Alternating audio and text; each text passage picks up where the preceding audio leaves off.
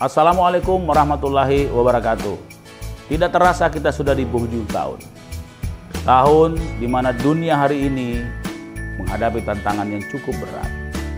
Akan tetapi seberat apapun tantangan itu, selama kita masih terus bersama-sama, bersatu, berjalan bersama, bekerja bersama, terus optimis, insya Allah Indonesia ke depan dan kita semua tetap akan meraih masa depan yang jauh lebih baik, jauh lebih maju, dan jauh lebih kuat.